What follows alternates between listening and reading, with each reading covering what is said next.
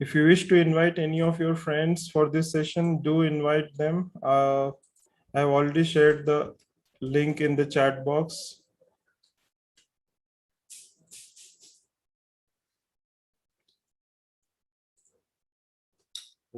So it's 2 o'clock. Thank you so much for joining in. Thank you, Prashant, Gaurav, Giridharan, Irshad, Namrata, Shahul, Snehal, Sunil, Suvarna, Yogesh, all of you. Thank you so much for joining in.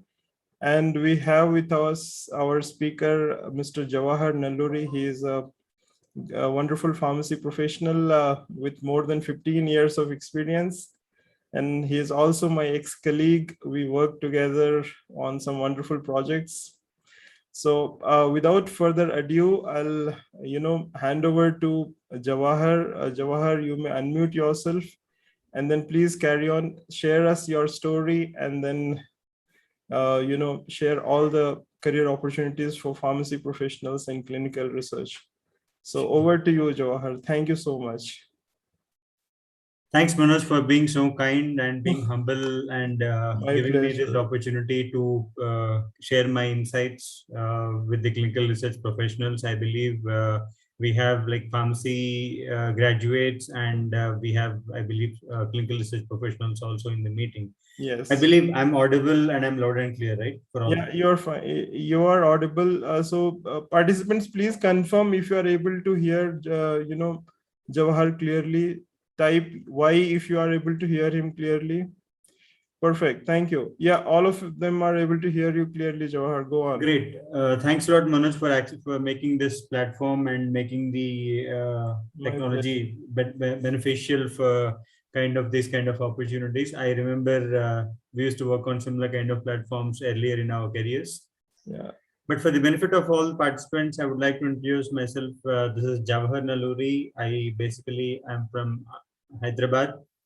I did my master's in biochemistry way back in 2000 from Madras University, and then started my career as academician. Worked as a professor and lecturer in graduate and postgraduate colleges. Most of the time, I used to teach microbiology and genetics to the people, and then started my corporate career in GVK. Where if you see my corporate career, it will be similar to the drug development flow, where you have like preclinical, clinical, and post marketing. Similarly, I have also gone into the same scenario. I started with bioinformatics, where I did in silico drug design. I did some kind of protein modeling and kind of computer-aided drug design services. And then moved to Bangalore in an organization called Biobase, where I did into the cheminformatics part of the bioinformatics part into this. And then after working for around close to 3-4 years, then I joined UBM, where I met people like Manoj, and I believe we have another colleague, Dharmapal, also in this meeting. So we all three are good friends and we share good accolades. So I worked in UBM for around very short time, but good time. And then a big thing happened to me in my life. I got an opportunity at Novartis, the world leading pharma organization. So I would say I can classify my career as before and after Novartis. So in Novartis, I got exposure to the multiple landscape of the clinical development pipeline. And I basically worked into medical writing scenario. I come with medical writing platform experience predominantly. And then I have got into project management specifically, where I handled clinical trials predominantly for phase 2, 3, and 4, specifically in the field of organ transplantation. My pet molecules were everolimus, which we normally call as Zortris. So where I was institutional in running those trials across US, UK, and other parts of the world. So worked across all segments or all sectors because I was the project manager. So I used to work with vendors, I used to work with the regulatory agencies, and also with the IRB and IEC communities, plus the sponsor world. That gave me a beautiful picture of how the clinical development life cycle happens, and That's where I could say that I'm able to hold this position even now because of the expertise, because of the learnings and the training that I have got at Novartis. So after working in Novartis for around 6 years, I moved across. So I wanted to move to CROs predominantly, so to understand what will be the other side of the table, where in pharma you get to understand the life cycle, you get to understand the span of the clinical research. But when you get into CRO model, which is not predominantly your contract research organization or you call as clinical research organization, you get more of kind of opportunities which are specific to niche areas at times. It all depends upon which kind of platform you join. So I joined, I was into, continued my role into project management, and I am now in PPD, world leading CRO, working from Bangalore. I believe most of you guys would have seen my LinkedIn profile by this time. So I work now as an associate director managing the business development sector and also the operations and clinical trials. So that's predominantly me. I believe I was not boring you enough with telling my things. So the topic itself is wide and large. When we say career opportunities in clinical research, this is literally a wide kind of platform that we have to speak. But at the end of the day, I'm not going to present huge slides in front of you because you guys are pretty smart enough, and there are lots of information present over the net. Multiple sources, multiple platforms have given you multiple opportunities to understand about this. I don't want to bore you with what is clinical research, what do we do, what all these steps, how many phases, what is patient, what is CRO, all this stuff, because I believe most of you guys are aware of this. So I expect that this session should be a kind of a to and fro session where I expect to hear some queries where I can resolve, being representing the industry from past 15 over 1.5 decade. So I can resolve few queries that we have. But before that, I want the session to be most interactive, not just me speaking and you guys getting into the mode. So all queries accepted at any point of time. So please don't keep your queries till the end of the session. You can bang on whatever queries you have. I'll try to answer at the best possible, to the to the best possible extent, to the best of my knowledge. I'll try to answer, and that's how it goes. So I just spoke to Manoj and I asked him what will be the scope. He said that just give them a kind of overview of the market, overview of the clinical research arena, what kind of opportunities do exist, and how careers can be made from diverse backgrounds, and how different plans can be made by executives by developing their resumes or their profiles. So that's how the agenda is going to be. So moving forward to my slides, I believe most of you are able to see this. So this is predominantly your clinical research life cycle, but I had a purpose to use this. As you know, you start with your new drug, where you try to understand whether there's a possibility to develop a new drug, and then you do your discovery and development. And then once you get your pre-IND, there is pre-investigation new drug and all, then you get into the preclinical research where you do your laboratory and animal testing. And then you move towards clinical research, divided market of where you see phase 1 to phase 4 studies you conduct. And in between, you also approach your regulatories to do the regulatory agent for their approval and their review, so that you can proceed with your trials, you can proceed with your study, you can proceed with the population that you are intending in. At the end of the day, when the drug is coming into the market as a medicine, you need to conduct the survey, which is what we call as post-marketing safety survey or post-marketing survey analysis, where you try to monitor the drug safety once the molecule or once the drug is intended for the medical use.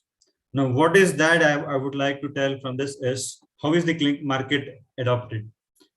So predominantly, if you see the clinical research market, most of the R&D centers, that is research and development centers, or the academic institutions, or the universities, or investigator initiated trials, or you have some kind of social platforms or NGOs. These are the areas which are predominantly connected to this part of the life cycle, which you see where a new drug comes into this, or you have a laboratory animal testing being done. So predominantly you have your R&D centers, you have your academic institutions, you have universities which are focusing there.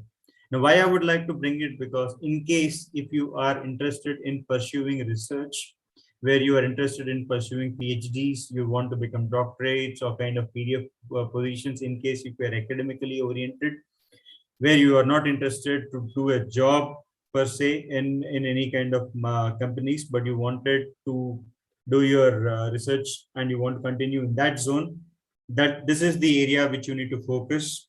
And I believe you have a lot of channels how to get into that. You have kind of CSR fellowships, you have UGC fellowships, you have kind of a lot of entrance examinations which all these organizations conduct, and this is where you get into that. But if you are interested to do to become a clinical research professional, now there's a big difference between a clinical research academician and a clinical research professional. If you would like to be, if you have your career aspirations predominantly into clinical research professional, which is a big word, where you have multiple departments which are being involved, starting from the lab till to the we call it as bench to market, bench to bed, or bench to the market we call. So where from the lab, when the molecule takes its shape, you start conducting multiple trials, you start getting into the animal phase of it, and that is where you get into the clinical research process. So this is the CRO space. To my knowledge, to my understanding, what I have seen over my experience closely, that this is where most of the CROs predominantly take part. Now, when I say CROs, they are called as clinical research organizations. This is the common term, or colloquially, they are called as contract research organizations, where you have very famous organizations in and across India and other countries. But most of the CROs will target this particular pipeline of the clinical development. The reasons is, this is where most of the pharma companies would try to outsource, or mid-sized biotech companies or small-scale mid-sized pharma companies would try to outsource their sector to the CRO space. So this is where CROs come into picture, where basically it's a kind of the engagement between an innovator pharma company to the service provider CRO. But the third dimension, what we have here is the patient. So you have a patient pool, you have a subject pool who will be interested or who will be willing to participate in a particular trial, but that's completely out of the scope. We are not going to talk about the patient, how do you get patients to trial, how do you do randomization, all that stuff. We're not going to talk into in this particular session. This is predominantly related to the opportunities. So we have a CRO space where most of the CROs in India or US or other parts of the world will be targeting these cases, because the main job of a CRO is to take the IP, the investigation product, from the sponsor, take the approvals from the sponsor, and start running the show on behalf of the sponsor. The agreements which are being done by the CRO are totally with the agreements between the pharma organization and the CRO, so that CRO will get into the lead, will become the front face of the pharma, and then they will do their clinical research part. But if you see the time zone, till between 1995 to till 2005, 2007, there was predominantly huge amount of outsourcing which was done, where every pharma company, you name it, they were predominantly into the outsourcing model. Every project, every work, every small kind of element of activity which they were interested to do, they used to outsource. That is why at that point of time, till 2005 till 2006, there used to be plethora of CRO companies across the globe. But as you see from 2005, 2006, 7, from that area, there's a short decline of the CRO into a CRO space. And if you come into the today's world, we hardly have 10 or 5, or I would say, to name the big CROs, we hardly have 5 or 6. And I believe most of you are aware what CROs I speak in for. You have Parexel, you have IQVA, which you call as quintals, by the way, you have PPD, you have other organizations, you have PRA, you have so these are, you have something called as Clientha, you have Omnicare, like these are your global CROs which are predominantly being there. But but from past 2-3 years, we see that the market is being downsized, and there are a lot of acquisitions and merging happening in the CRO industry. Good example is LabCorp, which has taken up Covance. Good example is Pilton, which was a very big leading CRO, has been taken up. So likewise, we have got small industries which have merged up and become large CROs in this world. The reason is why this merging, why this CRO space has got to do is that because they want to focus their energies, they want to focus their channels to the appropriate way so that they can create more opportunities. Merging of CROs has not led to the downfall of the opportunities, has not led to the downfall of the challenges, what you were always seeing. Earlier, the concept was more CROs, more jobs. No, that concept has come out in this scenario. We have focused CROs which do this in this case. By CRO, I'm not talking about the IT organizations. Likewise, you have in IT sector, you have like HLS, Health and Life Sciences sector, where you name Cognizant, you have Accenture, you have Wipro, you have TCS. Likewise, you have got n number of IT companies which take part of which do also involve in the clinical trials. But in the pharma world, IT companies are not known as CROs. CRO space is different. IT companies who work for pharma projects are different. They are only service providers. They cannot have the tag of a CRO. So you can choose what space you would like to enter, whether you would like to enter into the pharma world, that is where in the downsides. If you see this, the entire life cycle chain from the development till your post-marketing survey, and again back to this, is predominantly managed by the pharma. So you have large pharma organizations, being name it like Novartis, you have Roche, Glenmark, GSK, whatnot, what top-notch pharma companies, Novo Nordisk, Eli Lilly, all these large pharma organizations, they predominantly take care of this entire life cycle, and only few services are being outsourced.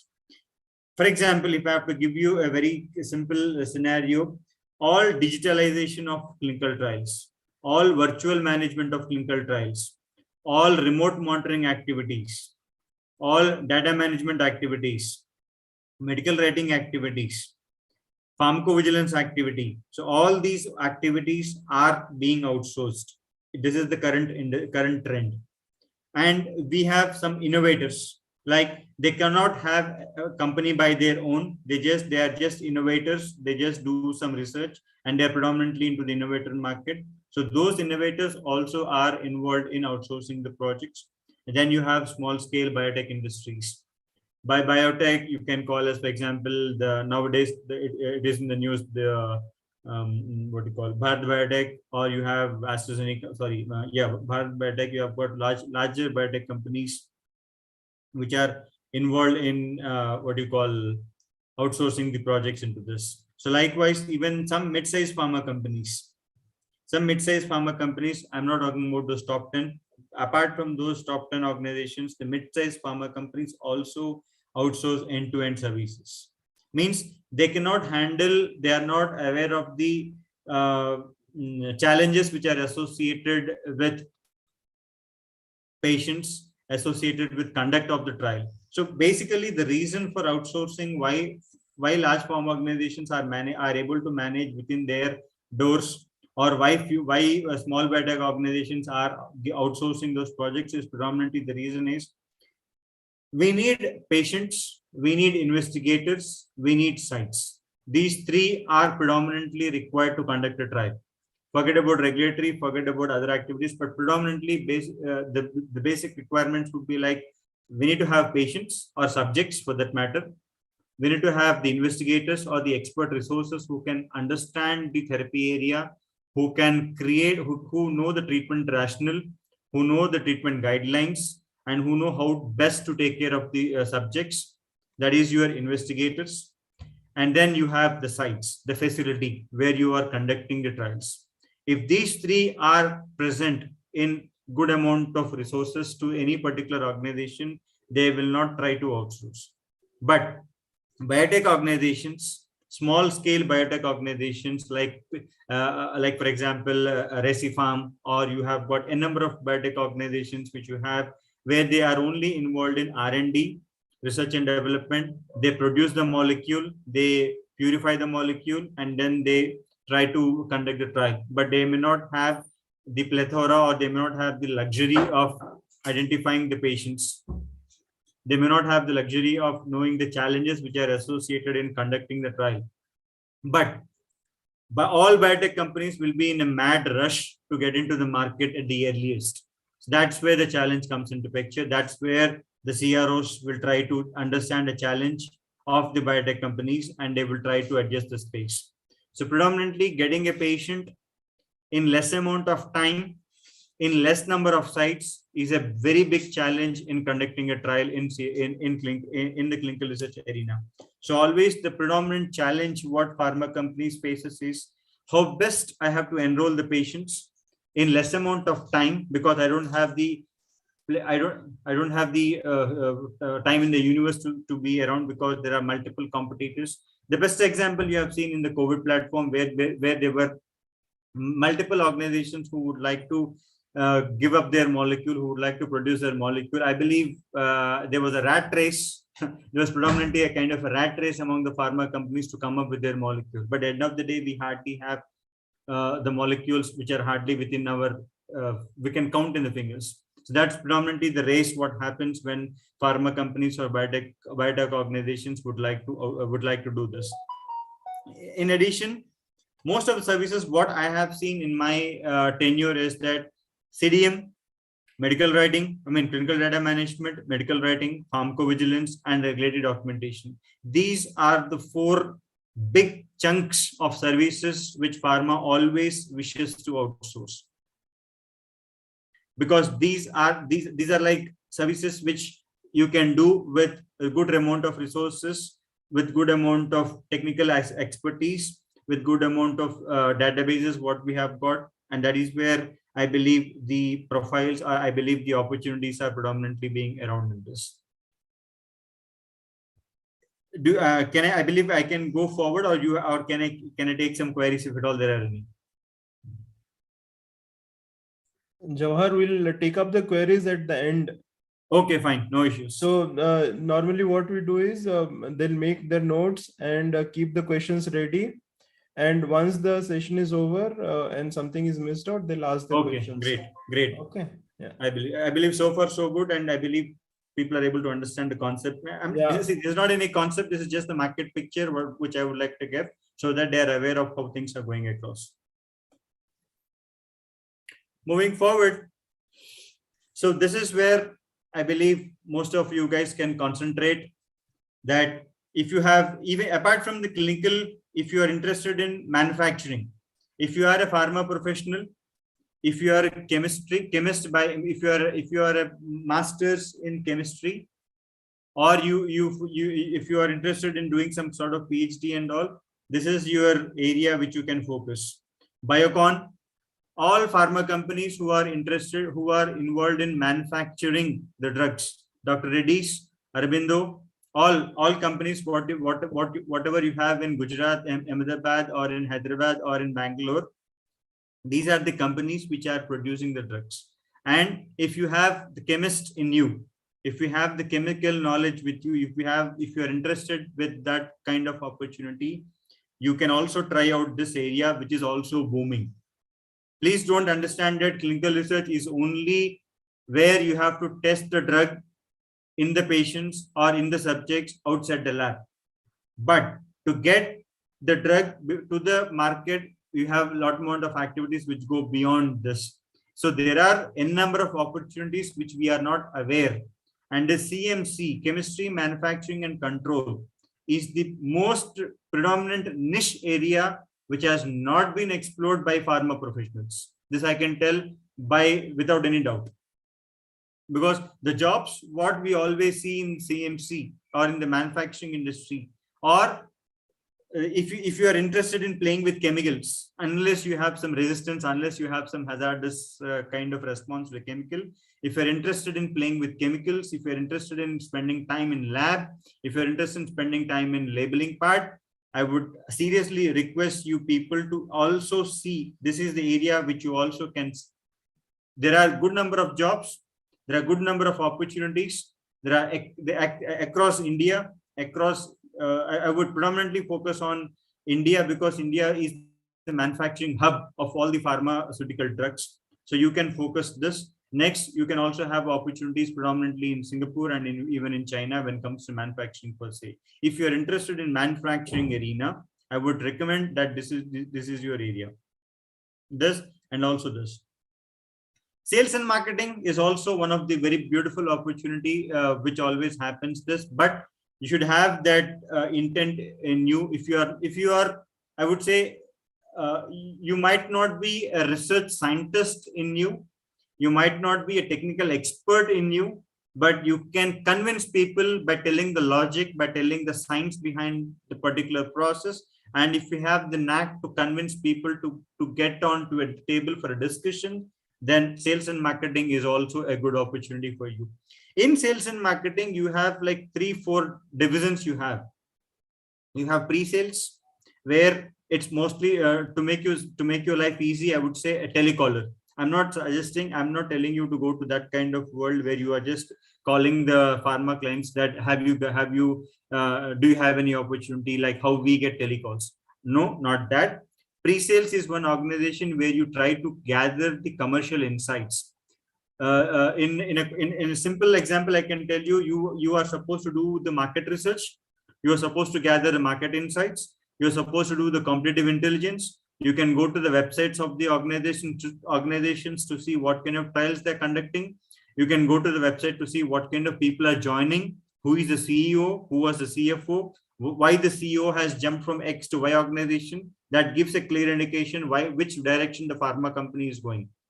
So if you have this knack to do lots of research on the net, to do lots of research to gain market insights, to do some sort of intelligence approach, you have the knack of spying.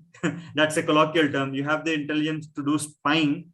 Then competitive intelligence is a very, very big area which you can enter.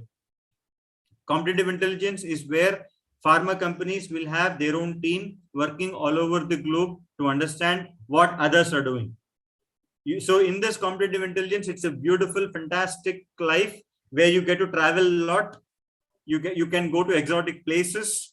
You can attend conferences. You will meet investigators. You will meet clients. You will meet subjects to gather more insights. It's a kind of conferences which can be business, which can be scientific, which can be academic. So sales and marketing, it's also a beautiful platform, but it has its own I would always consider sales and marketing as a rose with a thorn. What I have told you the rosy picture, but a thorn or the other consequences, you will have to run with the targets. If the targets are not met, your job might be in trouble. You will always end up with sleepless nights. You will always have stress because there will be targets, numbers, dollars, currencies which you have to focus on, and you have to sell the business. That's the other side of the story. But in sales and marketing, I would always recommend the MBA. I believe there are some pharmacy colleges who also have a course called MBA in pharmacy. All MBAs in pharmacy can consider the marketing and can consider sales as one opportunity to consider your to your career, where you can start as a not as a business development guy or not as an MREP or medical representative guy, but you can also focus in these areas where you can do. Then you have a team called as what you call inside sales, pre-sales, inside sales, direct sales. Inside sales are the people who run behind these SMEs, subject matter experts, stakeholders within the organization to get the inputs on a particular requirement from the client, how to propose, how to make proposals, how to make RFPs, how to make the $1 billion value of the particular project, how to give the strategy, what kind of plan you're trying to encounter for this. All these, if you are a person who can sit a number of hours on a laptop and can resolve conflicts among the people. You are a people go person. If you can manage running behind people to get their inputs, if you are a very good person to handle the requirements from the people, proposal management, RFP management is one job, is one arena which you can look out. Yes, you have to be technically strong. Yes, you have to understand. You can always challenge the inputs which are being given by the scientist, but that comes with experience. So I would recommend proposal management, RFP management for persons who have at least 5 to 6 years of experience in any industry. In pharmaceutical domain, in any kind of domain, if you have, then this is one job, one of the niche area which you can encounter. Likewise, you have the concept called as direct sales, where you have to travel, where you have to understand the clients, where you have to see what kind of pharma, where you have good connections with the pharma world. Then you can sell your business, and that's how it goes into this. Okay. So these are your areas which I have told, because everybody knows discovery, everybody is aware of preclinical, everybody is aware of safety, surveillance, but I would like to touch upon the CMC and sales marketing, because most of the from past 10 years, 15 years data which tells that these are the areas which are not being touched by the pharma professionals. The number of jobs which are being offered in these domains are very high, but you don't have people appearing for it. So I would say the competition in these areas, CMC, sales and marketing, and to the RFP management process and manufacturing, the competition is less. What you need to get into that job is your understanding of GMP, good manufacturing practices, which you all have learned in your pharmacy curriculum. I believe definitely everyone would have touched that particular concept. I know you have gone to GCP, you have gone to GLP, good clinical practice, good lab practice, but there is something called as GMP, good manufacturing practices. That is what is the expectation from the pharma world, to understand whether you have the requirement in this case or not. Next, covering all these aspects, covering all these areas, you have the IT dimension, information technology dimension to this, where you can learn some softwares, which are most of the softwares what everybody know is SAS, SPSS, Oracle, Clinical, Argus database. So these are the well-known courses which are there in every city. Every online academy, you can get into these courses, you can do, but I would strongly suggest that unless until you have the IT kind of coding kind of skill with you, or you have that inclination, try it. Otherwise, your IT related stuff will not fetch you a long-term career in clinical research. That's a kind of a statement. Yes, I'm making a very bold statement, but unless until you have a knack to code, unless until you understand how an application is being developed, how regulatory applications, how regulatory filing can be done, how TMF, trial master file, how a CRF, case record form, ICF, informed consent form, how these can be developed in a application platform, what kind of databases you need to use. If you are from IT related background, yes, you can try these softwares that we are being there, but trust me, that will not end up in giving you a long-term career. These are all short what you call snippets which you can get into these cases. Next, most important thing which always people keep it away is regulatory, because that's a kind of a what you call it's a different world altogether, because it has got with also all rules, regulations, laws, SOPs, WMF, working protocols. In that case, no trial is complete without regulatory approval. I believe everyone is aware of this, but still regulatory professionals choosing regulatory are less when compared to clinical, when compared to safety, when compared to discovery. Very few people get into the regulatory market. Again, I would like to focus over here that this is an area which is still in demand, which is still where people still need.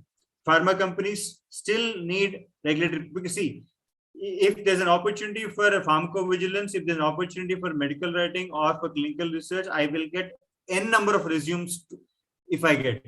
But if I'm looking for regulatory expert, if I'm looking for a very even for an entry level in regulatory, the resumes what I get or resumes what a HR would get will be less, because in the market regulatory professionals are not high in number. Plus, there's one more thing called as, even in regulatory also. But what you need to do in to get into regulatory is understand the concepts in GCP.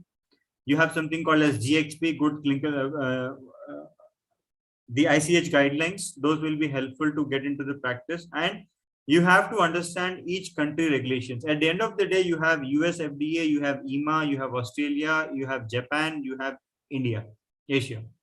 These are the 5 different regulatory guidelines which you have to follow, so that you should be able, because regulatory consultant, regulatory expert will make or break the fate of the trial. The reason is he is the person who can tell in which country you will get a faster approval, what are the regulatory challenges you can expect in that particular country, is what the regulatory professionals can tell. So that is where people with regulatory background are high in demand. Parallel to this, we have something called as statistics. Biostatisticians are still high in demand. Can I tell you one thing? A statistics person with mere 3 to 5 years experience, is earning much higher than directors, because these are the people who will regulate the number of patients, who will tell you, who will determine the sample size required. For example, if I have to conduct a trial in 1,000 patients or 1,000 subjects across world, or across multi-centered or single center or double center, how many patients have to recruit, the sample size calculation, the statistical significance, the biosignificance, all these analysis will be done by the statisticians, who will be responsible to prepare the reports from the trial what you get. Still, the number of statisticians which are required are not there in the market. So statisticians is one kind of area which you can try, where you can get, and all statisticians, which we call as biostatistics, that is the field which you can tell, which basically at the end of the day, by a statistician's opinion will always give the power value of a clinical trial, which will always tell you the insignificance or significance of the trial. Whether the number of patients will be sufficient or not is one this thing. So statisticians also are paid well, because they are the people who always control the kind of the statistical design into this process. So I believe the other areas everybody is aware, because I believe you guys are working and you are into the final year or second year of your pharma. So definitely these things are known to you, but I would like to touch the niche areas what we face in the companies inside. Safety and surveillance is also one big area, which is predominantly called as pharmacovigilance, where you conduct the post-market survey. Once the drug is into the market, every company has to conduct 1, 3, 5 years long-term follow-up to give the safety reports. If it is an oncology, if it is a pediatrician trial, if it is a neuroscience trial, if it is a cancer trial, the safety surveillance is high importance. Likewise, if the trial is being conducted for a rare disease, where the number of patients suffering from that disease are very less, the focus on that particular trial is high. So safety pharmacovigilance is also very high activity. Most of this pharmacovigilance activity will be outsourced to IT companies. CROs very rarely take. IT companies like Cognizant, Accenture, TCS, Wipro, Indian companies like Siroclin Pharm, Cactus, like some other small time of Chemwell Pharma. So these are the just to name them. So these are the companies which predominantly do involved in the involved in the pharmacovigilance activities. So this is what I would like to say, that these are all the people who will be involved in this, and in a particular trial, these will be involved into this. Sorry. Okay. So yeah, these are the sectors what you can get into this. And I would like you to focus on this particular slide a bit. So this will tell you what is the career ladder. I believe most of you would have seen this slide in this, and all these slides I'm telling you, I'm not prepared. I've just taken from the source. I'm just speaking of my experience. So predominantly these are the 4 different areas, and one more area which I would like to focus is the QA. Quality assurance and quality control is also one big area which is also compared to the job opportunities what you see on the left side, and data management. These two are predominantly you get higher competition. You get a lot of people applying for these kind of roles. But this area you have very few people. Can you hear me?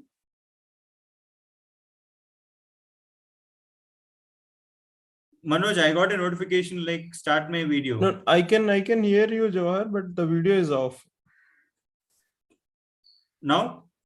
Yeah, now it's on. Yeah. Okay, sorry. So there was some. No problem. No problem. Go on now. Okay, so I believe you can see the screen now. So what I was trying to draw your attention is, in most of the pharma, you have like 4 different sectors.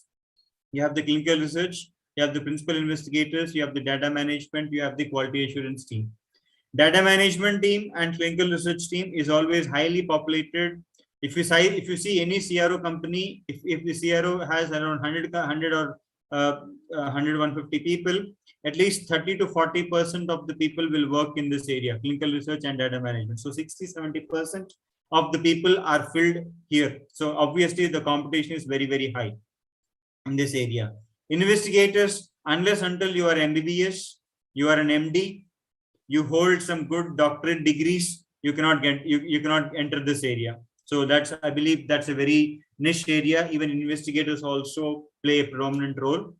If you are a BPharm, if you are a BDS or MBBS or an MD, or you have experience in surgery, MS, then that is the area which you can enter into this area, because pharmacovigilance is the team where you will be getting into it, or you are the persons who will be responsible for conduct of the trial, and you will be involved in sites as doctors to manage the patients when they have some kind of adverse events. So that needs a lot of expertise, hands-on experience, and no investigator without 10 or 15 years of experience, or no doctor without 10 to 15 experience can become a co-investigator, or can become. So that's a very big niche. That's a very big what do you call sacrosanct area in the pharma field. But where you can follow is your quality assurance. If you have a skill called attention to detail, if you can monitor every smallest thing, if your observation skills are high, if you can identify errors in documents, if you can identify the mistakes what generally people do, if you are interested in complaints, if you know what all applications have to file for different regulatory agencies, if you know what SOPs you have to follow, if you are very much attention to detail person, then I would suggest that this is the one area which you can focus on. But this needs certifications. There are a lot many certifications which are being there in the market, and within the pharma organizations also, each pharma will try to conduct certifications internally. So they will require a lot of certifications, and that is what is, because these people are responsible. The quality assurance team will be the middleman between the client, CRO, and the regulatory agencies. From the regulatory agencies who come for the auditing approval, they conduct the audits, they conduct the inspections, they conduct the regulatory inspections. So you are the person who have to face the audit. So you are representing the face of the company, and you carry the weight and brunt of it. If everything goes well, audit is clean, the unit gets approval, the site gets approval, the trial gets approval. But if something happens, if some issue happens, you will be the first person to be responsible for that particular issue which happens there. But quality assurance and quality control is also a well-paid job, provided you have the necessary certifications, what is being required in that particular industry, in that particular department. CDM, data management, clinical research is almost like a dead rubber now. Everybody, if you just throw a coin, it will fall only on data management, if you fall only on clinical research professionals. So it means that in any department, in any pharma company department, you have these people always present in any organization. So I would suggest, if you are a working professional in data management, if you are a working professional in clinical research, there's a different way to go, which I will cover in my subsequent slides. But if you are a fresher, if you have the skills, what I have told, skills in the sense, the instincts, skills, believe me, skills can be developed, skills can be honored. Instincts you get by your own. If you have those instincts like attention to detail, if you have those skills to have the things which I have covered in the previous slides, these are the areas which you have to focus on. So how to do? So I have told you that these are the different arenas what you have got, but what to do, how to do is, this is the way forward for you. Most of the organizations conduct aptitude tests. If you are a fresher, they will conduct the research aptitude test, which will tell you, it's a kind of observation test what is normally being done. It will analyze your mathematical kind of ability. It's a kind of mental aptitude, I would say, test. Academic industry evaluation, which will tell you your knowledge in pharma. Now, I would like to spend some time on this particular in academic or industry evaluation. If a fresher comes to me, if I am conducting an interview, for example, and if a fresher comes to me, I would not expect him to know the ABCD of GCP. I won't expect him to know the entire pharma world. I will simply expect from him, if he or she can very clearly tell me the difference between safety and efficacy, I am happy. Means we need people with solid basics. You might be a good professional, you might be a very good person with good project which you have done in your undergraduate or postgraduate, you might have good rankings, you might be from very good university, whatnot. End of the day, when you are attending an interview in any pharma organization, or a CRO, if you can crystal clearly differentiate between safety and efficacy, we are happy. Please understand the difference between safety and efficacy to the core. Then, if you are able to differentiate between phase 1, 2, 3, and 4, not by the numbers, not by the definitions what you get into the book, but you can clearly tell why a phase 1 is done, what is the differentiation factor between phase 2, 3, how a phase 1 is created, what is the difference between phase 1A and 1B, what is phase 2A and B, what is phase 0, what is FIH, first in human. If you are able to explain these things, we are happy with those people, because company culture, company SOPs, conducting a trial, conducting the guidelines, conducting the working procedures, we can teach you, we can give you the trainings, but we need these basics. At least the concepts of different types of clinical trials, not by phase 1, 2, 3, 4. If we can tell what is open label, what is randomization, what is blinding, what is the way it's being conducted in IVRS, if you can explain these terms, I believe these are all present in your books. These are all present in the net. These are all present in this. Nobody is asking you that, have you conducted a trial? I'm telling you, this is applicable only for freshers who have passed out of their college and are looking for a career opportunity in a pharma organization or in a clinical research. This applies to only them. I will have a separate slide for the working professionals after this. But if you are getting into this world of clinical research as a fresher, we need these understandings. What is the study design? What is crossover? What is parallel? What is unparalleled? What is triple blinding? What do you mean by blinding? When a blinding to be done? Is blinding done for all studies? What is the role of sponsor? What is the role of patient? What is the role of CRO? What is the role of regulatory agencies? The lawyer?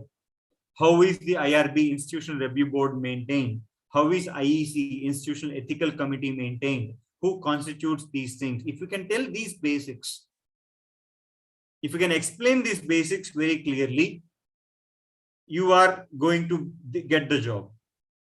Where is up to you. Which company is up to you, because that depends on where you are applying and what kind of opportunity you are applied for. But for freshers, this is what is expected. Apart from your pharma certificate, 80%, 90% GPA, that is all okay. That is helping you to enter the campus. But getting into the seat of the job is what these basics. If these basics are there with you guys, you have the job with you. Plus, there are some organizations who conduct some internships, they conduct some trainings.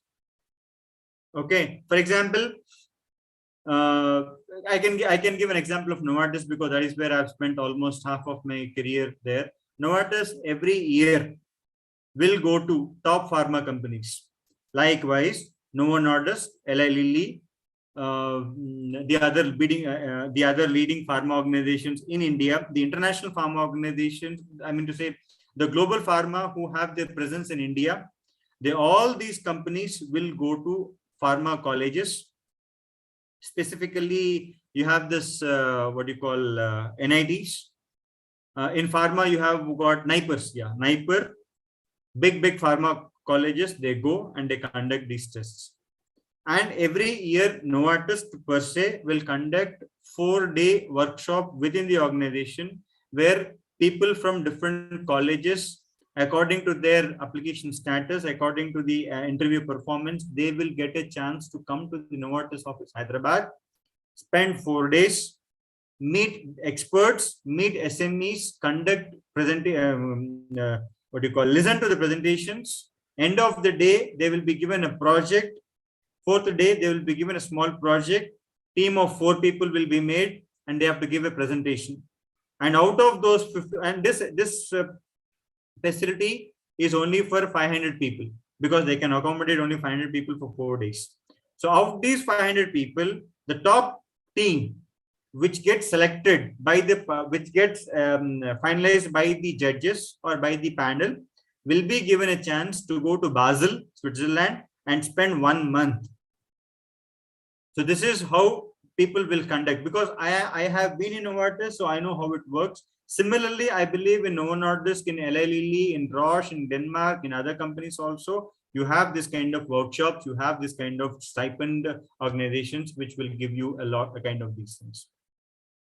But at the end of the day, what I would like to keep you is that there are several small training academies.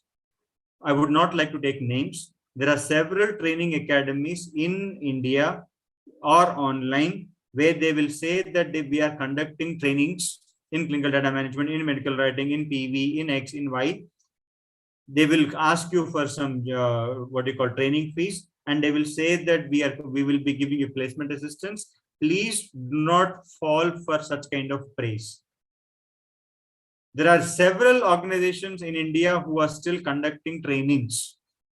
We do not need to spend money to understand the trainings. You can go to YouTube, you can go to any of the websites to get plethora of knowledge about these things.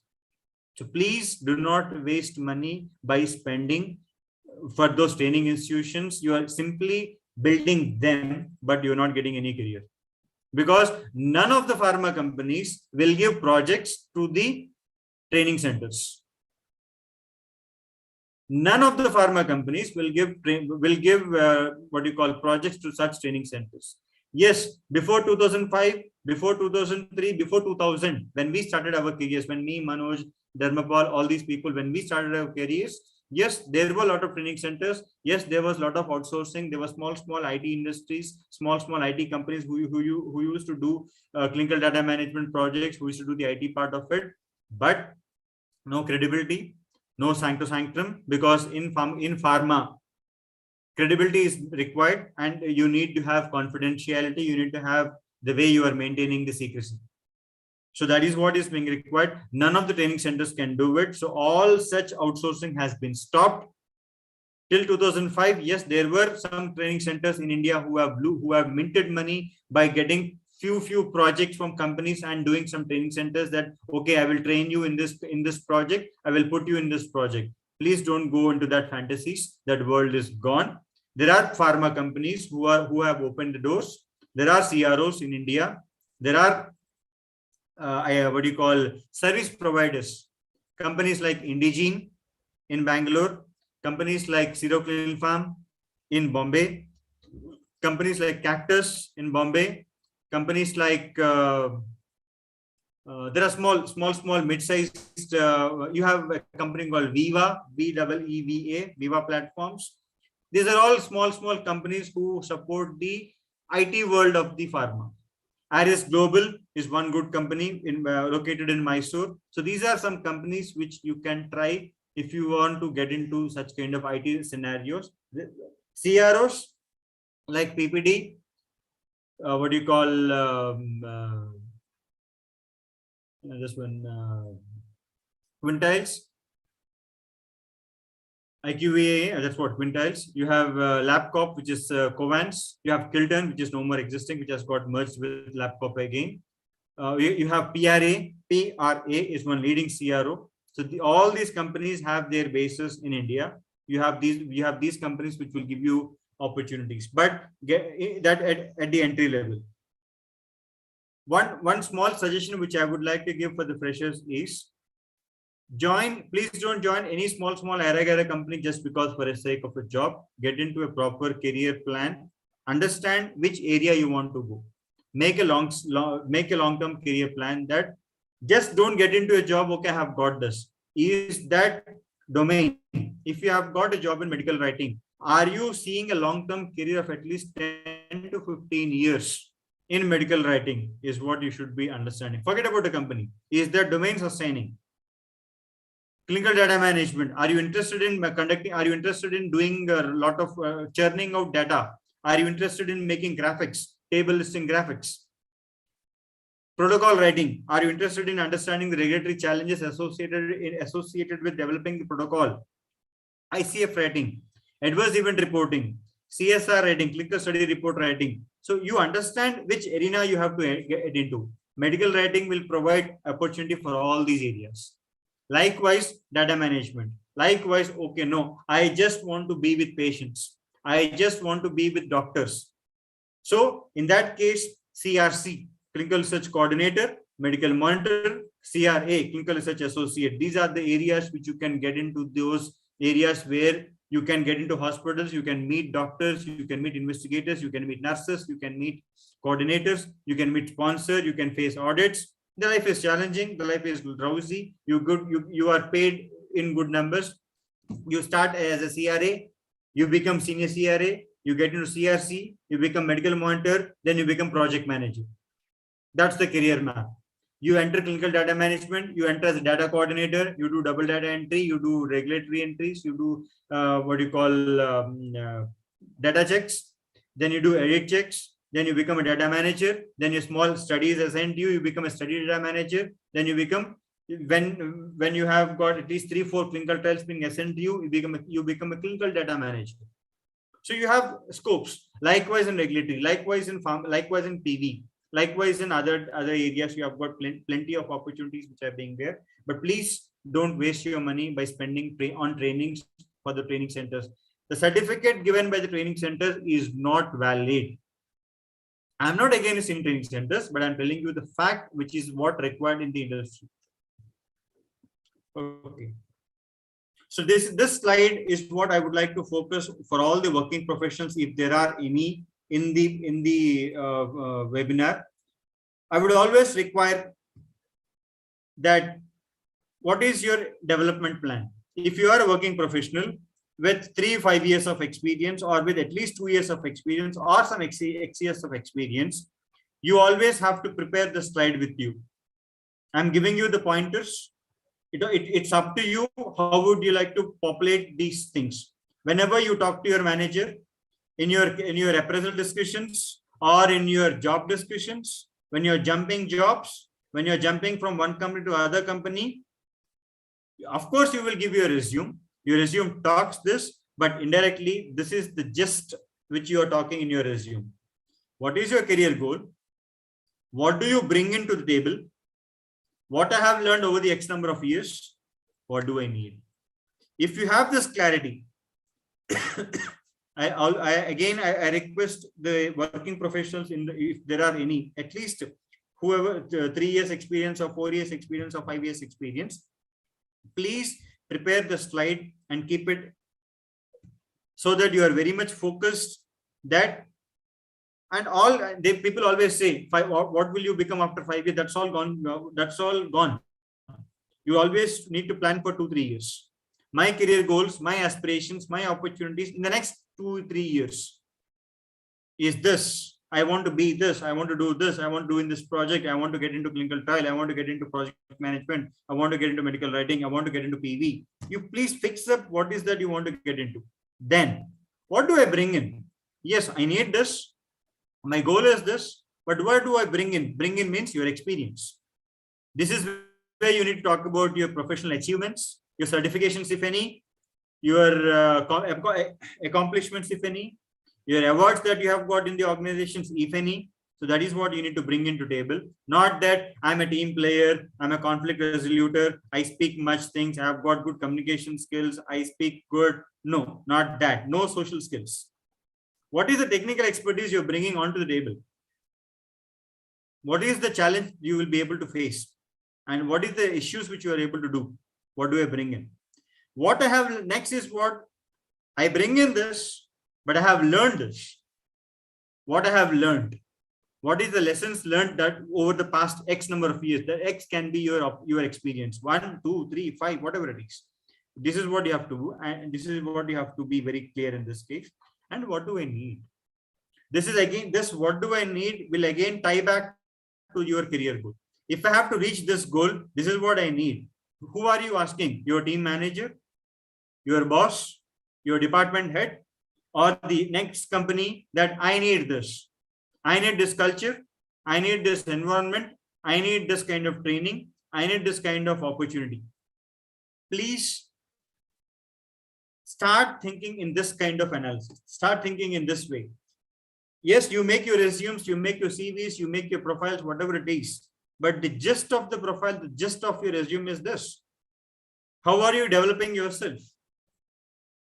How are you making your goals very clear and spick and span? What experience are you bringing in? What do I need? If these 4 you are able to fix it up, then you have a career in front of you.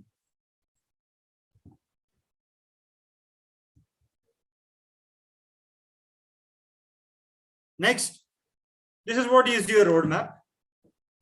That if you have to prepare any of these, whether you means if you want to make any slide or if you want to make any of these things, I would recommend prepare these 2 slides. The previous slide was this. The next slide is this. In 3 months, I need these trainings. I would like to participate in these workshops. I would like to do some shadow projects. I would like to shadow other people in learning your projects. This is what you should be. If you want to shift your career, means if you want to shift your role from one department to other department. For example, if you're working in medical writing team, if you want to come to pharmacovigilance, for example, or if you're working in PV, if you want to come to CDM, if you're working in CDM, if you want to transit to CTM, or from CTM you want to become a project manager, or from project manager you want to become a regulatory, or from regulatory you want to become a PV again. So you have got, it's a big vicious circle in a pharma. So you should understand which area you have to get into this. And if to get into this, what is the training that you need? What workshops? Every pharma company will conduct workshops. Every pharma company will host conferences. Every pharma company will have projects. You have to understand what projects are going on. Who are the SMEs? Who are the subject matter experts? Who are the key stakeholders? Speak with them and tell them that this is what I would like to work. Then after this training, what are you going to do? Yes, I will take up this role, individual contributor. I will become a project manager. I will become a data manager. So you need to tell that what role you want to take up across service organizations. In sales department, for example, I want to become a business development executive. I want to be a sales representative.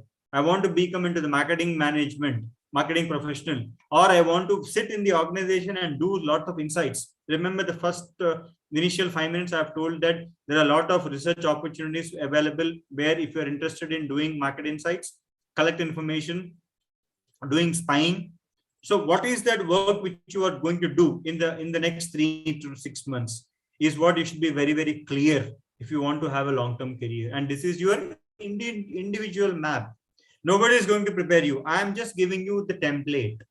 I just gave you the template, this slide and this slide. This is just a template applicable for the working professionals, if there are any in this team. And this is what you should be spanning out your career. This is what I have done. This is what Manoj would have done. This is what other friends would have done, to see what are they aspiring, how do they go in this case. And after your 6 months of this thing, how would you like to move ahead? Do you want to lead team? Do you want to manage multiple teams? You want to get into some sort of transitions, or you want to become an independent executive? This is exactly, I want all my pharma professionals to focus on their life. What is their aspirations? What is their development plan which they have got? With this, I believe Manoj is seeing me that enough of this, I believe. So I'm open for questions if there are any. I believe it was a wonderful experience for all of you. And I have spoke my heart out.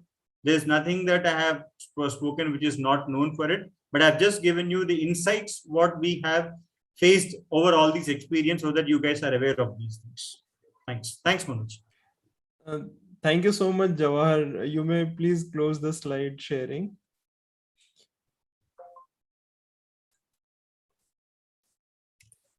Yeah.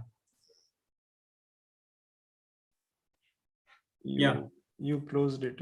No, still it is sharing. You may close that sharing window. How do I do it? Sorry. Just go to the stop sharing. You can click on below. Stop sharing. It's only resume share. It's only this one is there. The whole screen is visible now, actually. So if you could just stop that. I don't see any tab which will tell if you scroll over, you'll be able to find it. Sorry.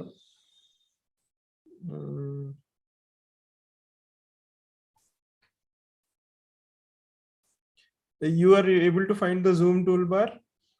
Zoom toolbar. Yes. Yeah, on that there will be option to stop sharing. No, Manoj, I can see the meeting control, this things. Yeah, on the meeting control itself, there is an option to stop share the sharing. So this is what I can see. You have resume share, you have pause share. Stop share. There on the right side, there will be on stop button also. No. It's not? Okay.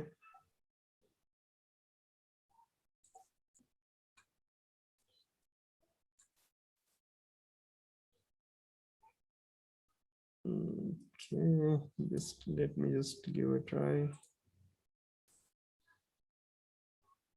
Yeah. That's because I just tried doing it. So, okay. I'm new to this Zoom, so no problem. So thank you so much, Jawahar, for that detailed overview of the clinical research and various career opportunity for our pharmacy professionals. Now, a few interesting aspects from your presentation that I could understand is, first thing first is, of course, we have to create our own niche, our own worth, and we have to strengthen our skills and knowledge, which is very, very important, and most of us fail to do that. And the second thing that you highlighted was the pharmacy professionals who are interested in IT related aspects and who can learn coding quickly and have little statistics knowledge.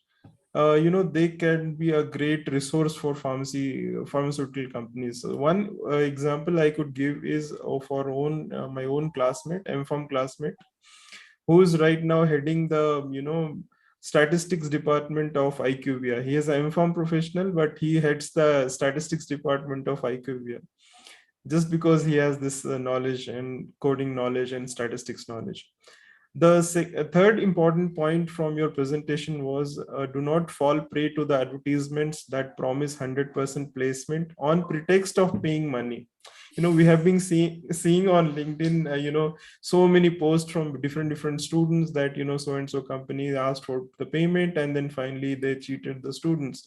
So please do not do that. And if you see the comments from different companies like Dr. Reddy's, Novartis, IQVIA and other companies have very clearly told that they are not hiring any professionals from through any consultants by payment. Okay, so there is no payment involved in the process of any hiring. Of course, it is your personal interest to get training but do not pay any money to anybody for getting placements in any of the companies. No company will hire you through such agencies. We have to have a personal planning. That was the fourth takeaway from Jawahar's presentation. Very, very important. We need to have our own personal branding. Personal planning is very important. And many of our pharmacy professionals fail to do that, and we just start comparing with somebody else, and then we uh, you know start to be somebody else. We feel that, okay, somebody has joined medical writing, so let me join medical writing because that is one heavily paid profile. Or somebody has joined pharmacovigilance, so let's join pharmacovigilance because that is the one which is heavily paid profile.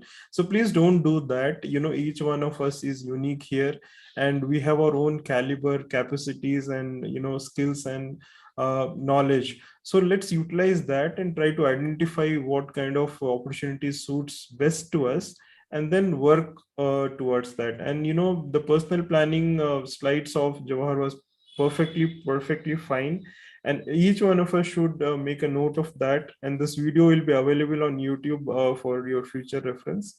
So go on to this video, watch that again if you need, and have your own personal planning. See, there is nothing called as a perfect personal planning. Okay, there is no perfect plan, and nothing works as per the plan. Also, we should know that life comes, goes, and we take the life as it comes, right? So but to have certain plan is always good. We should always have some goal in our life. So please do have that. And with that summary of Jawahar's slide, I'll just will take up some questions. So in case you have any questions, two ways. You can, if you don't want to speak, you can put in the chat box. If you want to speak, all you have to do is raise your virtual hand in Zoom, and then we'll unmute you, and then you can ask the question directly to Jawahar. And I would like to, okay, yeah. And thank you so much, Dharmpal, for being with us. Please unmute yourself, and then we'd like to hear something from you. Thank you so much.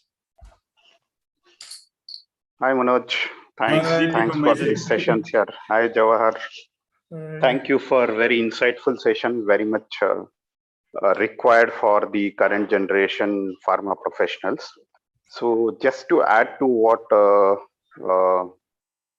Manoj and Jawahar said, I just want to tell you, as Jawahar mentioned in his slides, so prepare a plan for your career. You, while preparing, you also ensure that you have a plan B, because definitely you can never get, it's not that assured that you have, once you have a plan, you will enter that. So, and that should not be a stopping factor for your career or your life.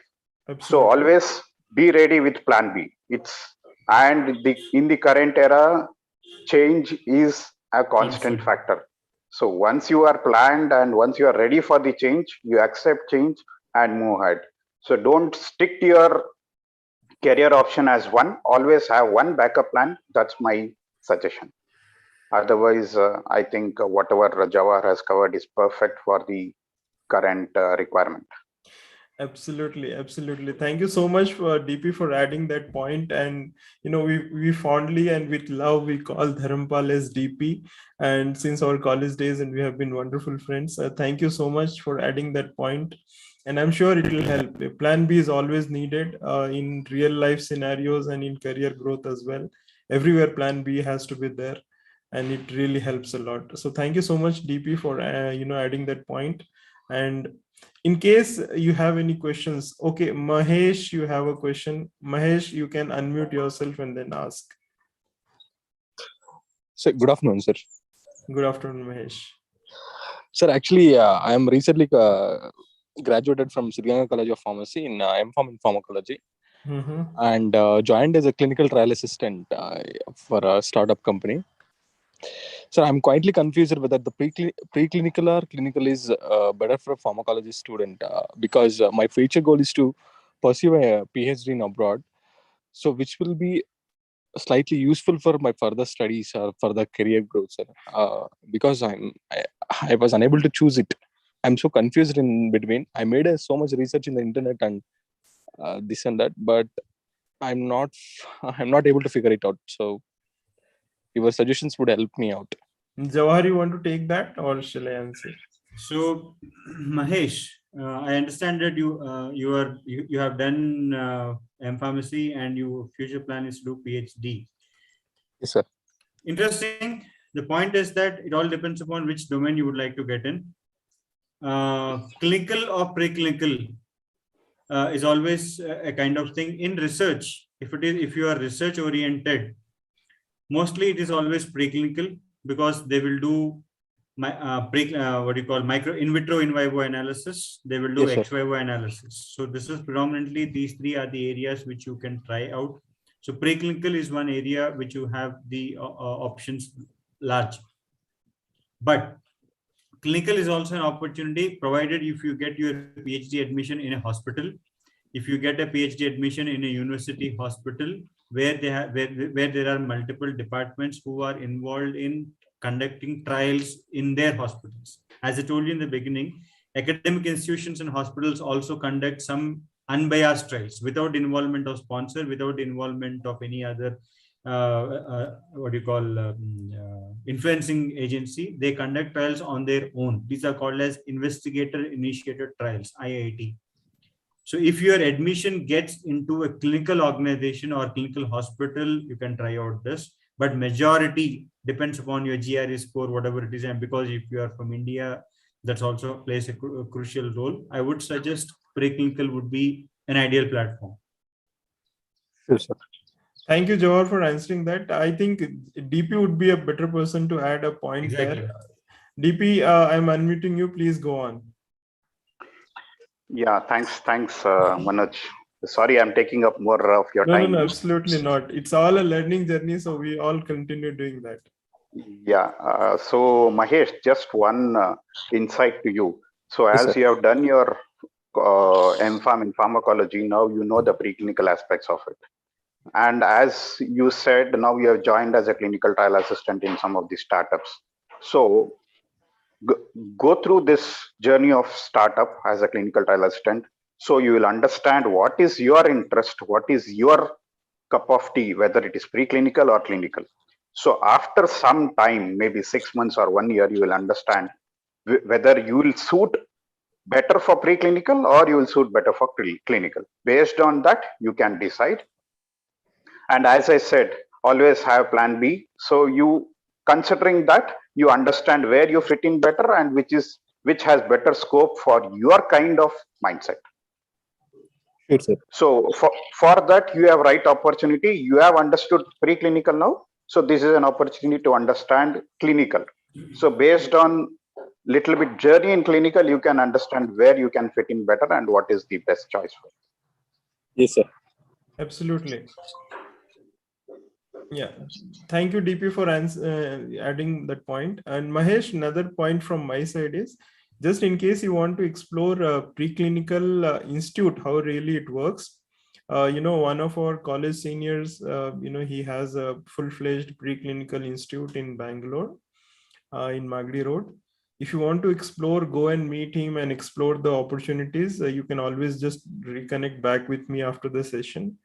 And you may go visit his facility, see the animal house and how they are doing the experiments with various companies. He does a lot of experiments for many pharmaceutical companies as well. So you want to explore that option also, that is also open to you.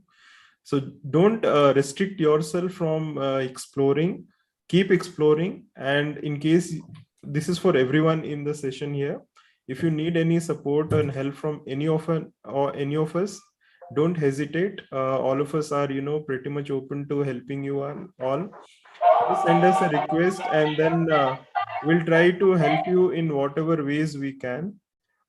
Exploring opportunities is the best thing that you can do at this point of time. Go on, explore what things are available, and what, unless you explore, you will not be able to find your strength. And why you should be able to do that question you won't be able to answer unless you explore the opportunities. So just in case you want to explore the opportunity, the name of the institute is In Vivo Biosciences. It's on Magdi Road, and you can browse online and check the details about the institute. Or if you want to connect with the founder of the organization, just let me know.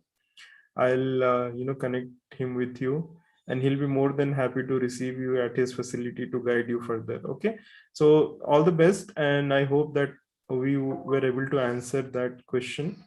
Okay, so anybody else wants to answer or ask question, please raise your hand, and then we'll take on some more questions. Manoj, I see one query, I believe from Irshad. He says he's a Farm D and he wants opportunity in pharma company. So Farm D students, see, it's basically, there's no big difference between M-Farm and D-Farm D, to be precise. They are the same.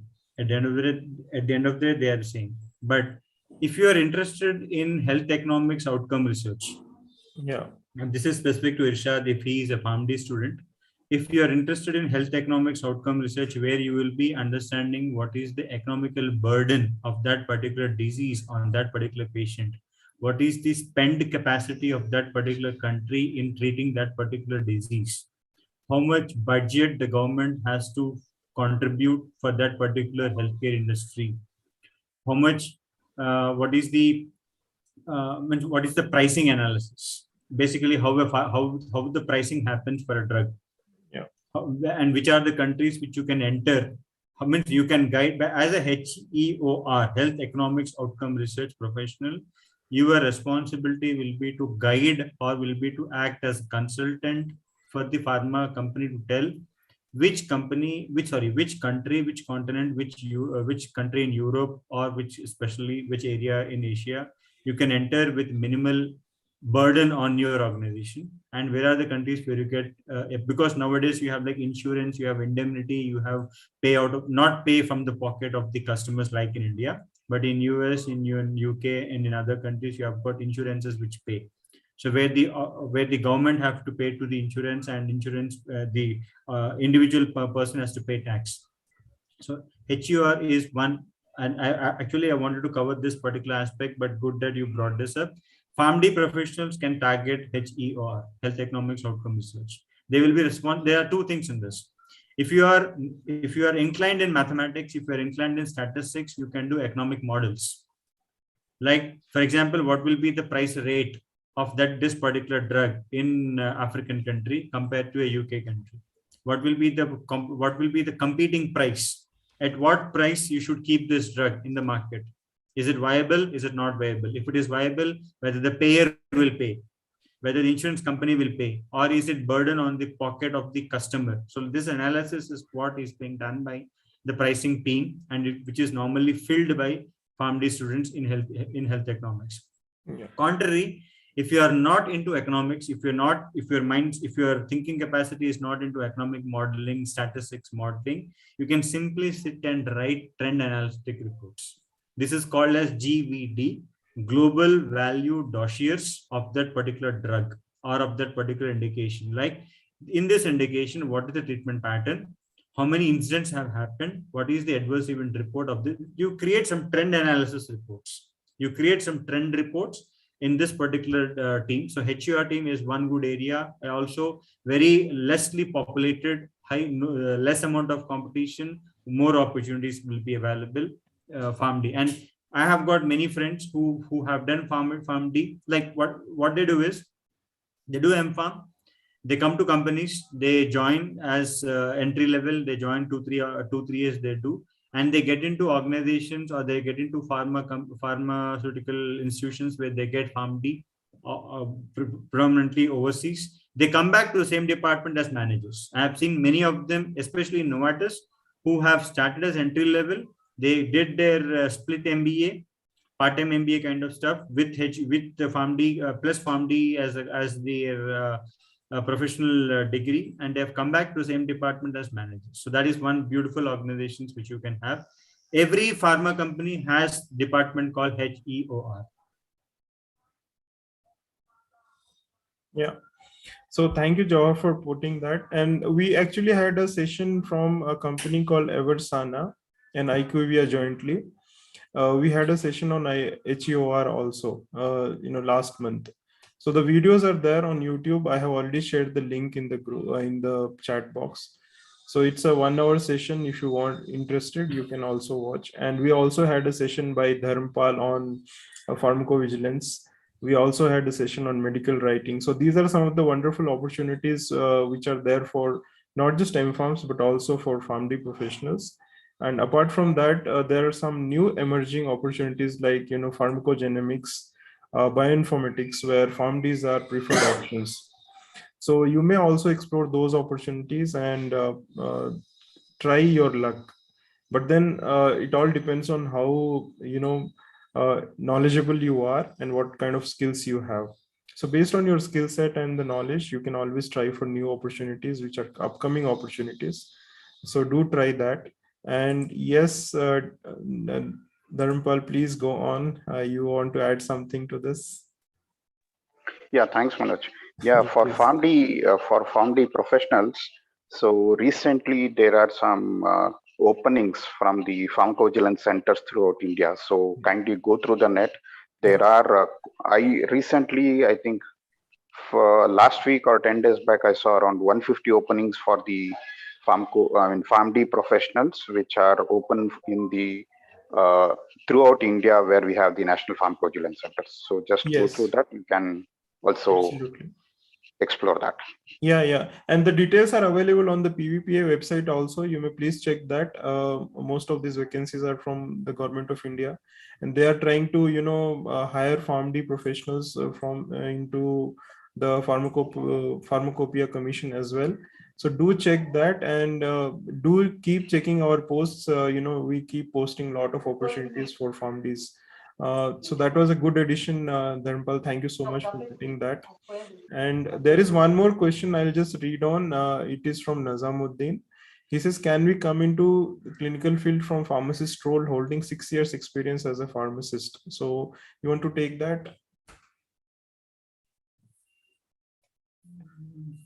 To be very honest, Nizamuddin, let me give you the clear picture, because I don't want to give you a rosy picture in this. Pharmacist means you have worked in a medical store as a pharmacist, if I understand it correctly.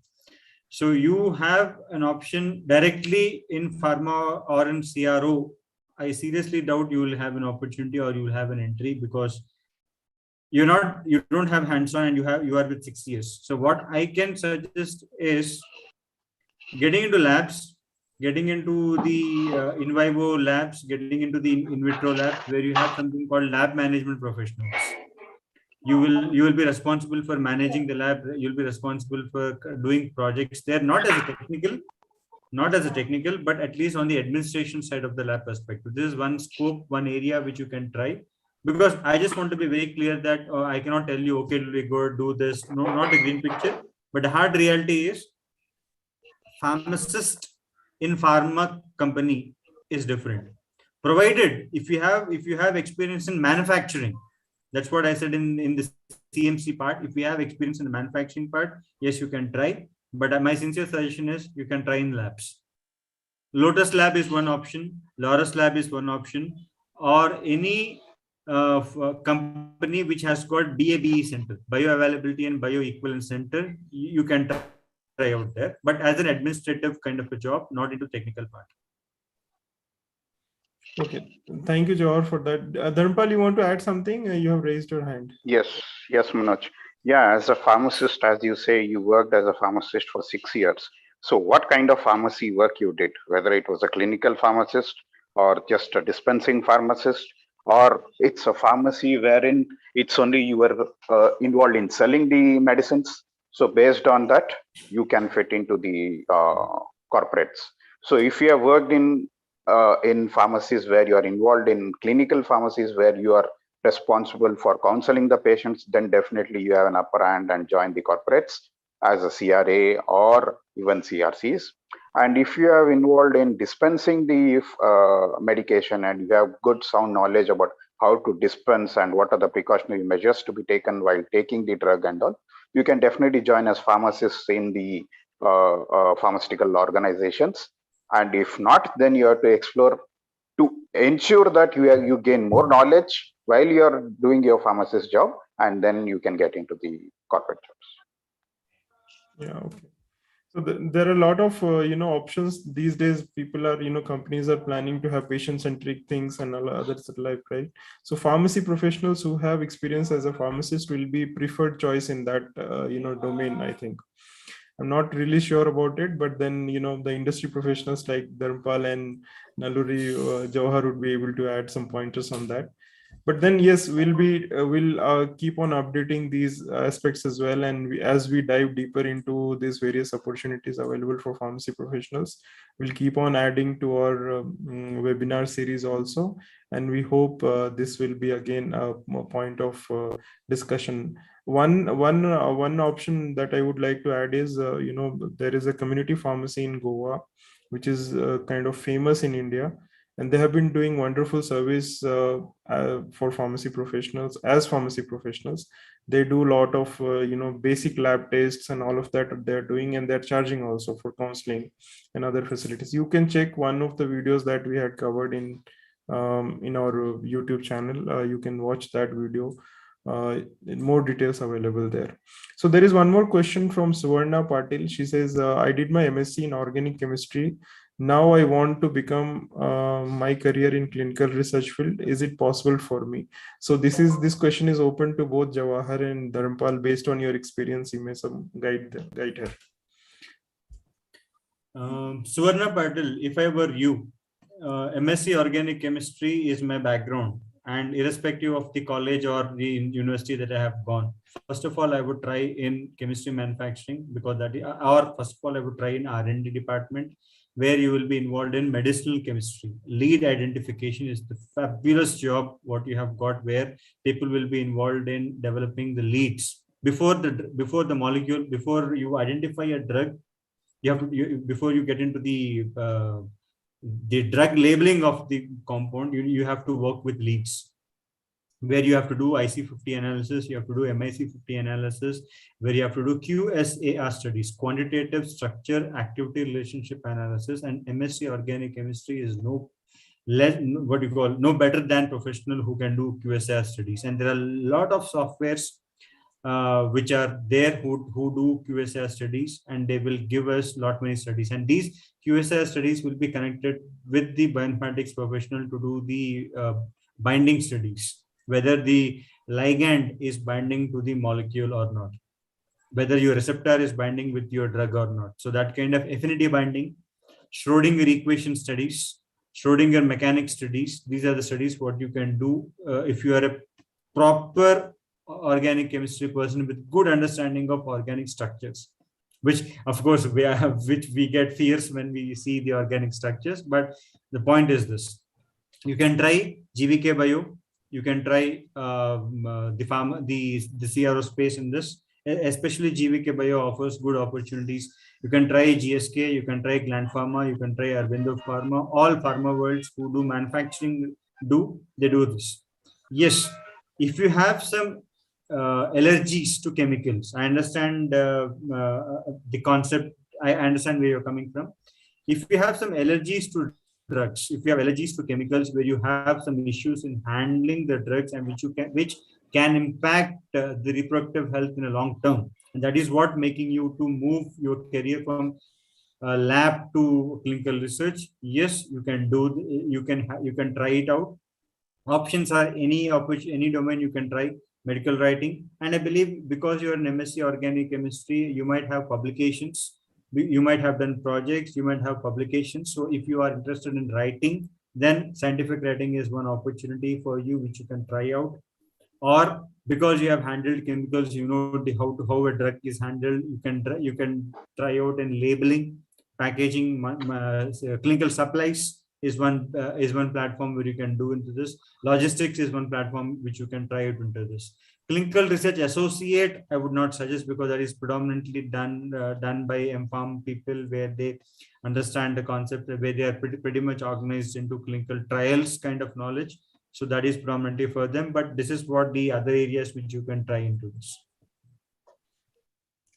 Thank you, Jawahar. Dharmpal, would you want to add something on this? Yeah, based on your experience? So, yeah. So whoever asked that question, first of all, Suvarna. there are two. Yeah, Suvarna, there are two things which I have to tell you. One is you have done MSc Organic Chemistry, which is purely, I believe, 5 to 6 years of your career in chemistry, which is more of basic chemistry, where you fit in more into the R&D and the lab work.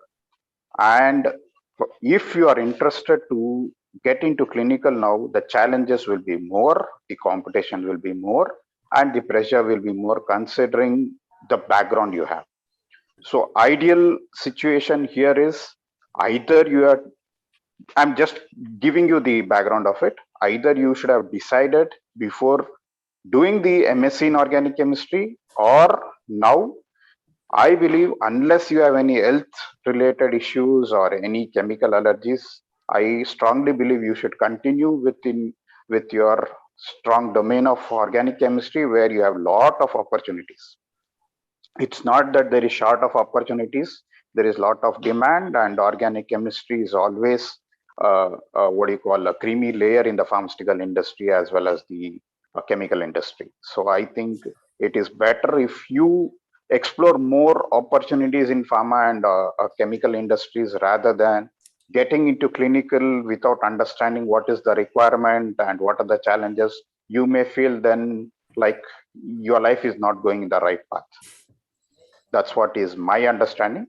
So again, based on your interest, based on even if I consider your interest, if your interest was towards clinical, you would have never done in organic chemistry, or at least you would have stopped at the graduation level. When you have gone till PG level, I am, as per my understanding, you are good in chemistry and your knowledge in chemistry is good and you have that interest. So better to explore more in R&D and the chemical industry.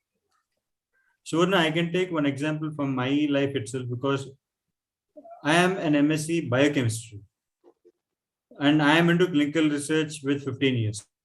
So it's a diverse field, but the point what I would like to make here is that it was so difficult for me when I started my career in clinical research being a biochemist, because I understand biochemical pathways, I understand the Krebs cycle, I understand different scenarios. That's all a different ball game, where I would have done better if I would have been in the research, where I would have done with stem cells, where I've done some kind of PhD projects and all. But because my interest was into clinical trials, on what basis I got, that is the out of the scope. But what I would like to tell you is that I had faced a number of challenges when I entered into clinical industry, because I had spent umpteen number of hours to understand the concepts. It becomes very difficult. I'm not what you call discouraging you, but I'm telling you the clear picture that these are the challenges which you will be facing. And it took almost 15 years, almost 10 years to come to at a stage in my career at this point of time. So if you are willing to accept the challenges, if you are willing to face the music of life, then please, the doors are open. But provided, because I have gone the brunt, I have faced the other part of it. So I would like to suggest that, as Dharmapal was mentioning, try out in what you call in that area which is suiting better, compared to the challenges what you will have in the what you have in this. Because in clinical research, if you want to try, even I saw that you would like trying PV, pharmacovigilance. You have to understand what is the adverse event. You have to understand the risk versus benefit analysis. You have to understand the cause versus benefit analysis. You have to understand how the reporting is done. You have to understand the classification between the events, the hospitalizations. When a patient is hospitalized, what leads to death, what leads to risks. It's a different jungle out there to find your path. If you are not a pharma professional, because if you are a pharma professional, you will know those basics because they will be in your curriculum. There will be in your curriculum, and your curriculum will tell you what is an adverse reaction is, what is SUSAR, what is UNSUSAR, unexpected, suspected, activated. You've got a number of batteries you have to churn out to get into this. It's not, life is not that easy, madam. So please do your decisions, take your decisions with proper process, with proper understanding whatever you have got into this. So please, so that's what I suggest is, being an MSc Organic Chemistry, you can try in medicinal chemistry, you can try in lead identification process, what goes before getting a drug into the market. You can try out in, bioinformatics is one. If you're still an MSc organic chemistry with just into the market, you can try out in Singapore, NSU, National Singapore University, where you have got bioinformatics PhD projects. You get beautiful stipend there. Very few people go, provided if you have got maths in your degree or in your academics, somewhere you have done maths, you are eligible for that course. I would suggest to do that because that will help you. Provided there are two options. If you're courageous, if you are able to take the challenges, please accept it. But if you want to go in the line which you have always been, because you would, as Dharmapal was mentioning, you would have thought when you're doing MSc organic chemistry, you would have spent money, or you would have cleared entrance examination to got into that seat, and you have spent this thing cases. Similarly, think properly. Why do you want to get into this field? And the challenges are in front of you for you. Totally agree with you, Jawahar and Dharampal. Thank you for putting that. And another thing is, 15 years back when we got our first jobs, the situation was totally different. And now the situation is completely different. We can't even imagine the way the competition has gone up and the kind of talent we are receiving. It's totally different. So we cannot compare that time with this time. All we should do is, to work on our strength and to get the jobs that we are capable of doing. So Suvarna, you have raised your hand. You can ask a question if you want to. Yes, sir. Yes. Thank you, sir, for giving this opportunity. No problem. Yes, sir. Actually, I have done my MSc in 2019, and I have experience in synthesis. I did job in CSR lab as a project assistant. But it's I have so many health problems, so that's why I leave that job. So I'm getting confused. Then, Suvarna, you can try in QA/QC. You will not be responsible for handling chemicals. You're not responsible for handling any hazardous things. In this case, you can get into QA/QC, where you're just simply sitting in the computer, managing the documentations, managing the GCP certifications, managing the audits, managing the things. That's also a fabulous opportunity which you can try. Yeah. Okay, but sir, in QC, in QC, instrumentation is there, no, sir? No. Instrumentation is there. But you can move out of the instrumentation, you can get into the certification concept and documentation world. Be a librarian as well in QA industry. That is also one opportunity. Dharampal, you want to add something?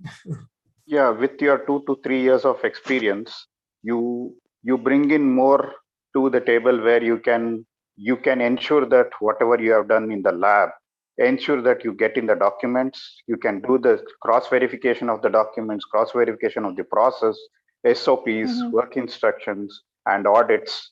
So these things you can do and ensure that you are out of chemicals and your health is better in that way, as well as you can help in the domain what you're working, and as well as initially Jawahar was telling with regards to QSAR, which is more related to the system, and just explore that, where you can put in your 6 years of organic chemistry and 2 years of your industrial knowledge and get better out of it than joining a totally new arena where your skill set may not be suitable. Okay. So, Suvarna, on a very funny note, I would still consider myself as 5-year lagging in the competition, because I spent as 5 years as lecturer. I still consider myself as lagging in the competition. So you can understand, starting after having 2 years or 3 years of experience, taking a U-turn or taking a right turn or taking a left turn, again starting from scratch, will add a pressure, will add a dent. And it will be very much difficult to cover the dent, but it takes many years to cover it. Okay. Okay. Manoj, I have one interesting query. If you can permit, I want to take this, because this is what I please. get to hear from many people, not only in the people, not only in the participants, but I get to hear that we are 10-15 people, we are from different departments, can we start projects? I would like to give a very strong, please don't take it as a negative, but please don't take it as a strong message. It is Nizamuddin. Sir, please don't take it that easy. First of all, to set up, especially in pharmacovigilance, it is something called as the hot bowl of the pharma. Please don't burn your hands. Even though you are an expert or you have 10-15 people who can work for you, please don't burn your hands. Point number one. Second, on what basis people have to give projects to you?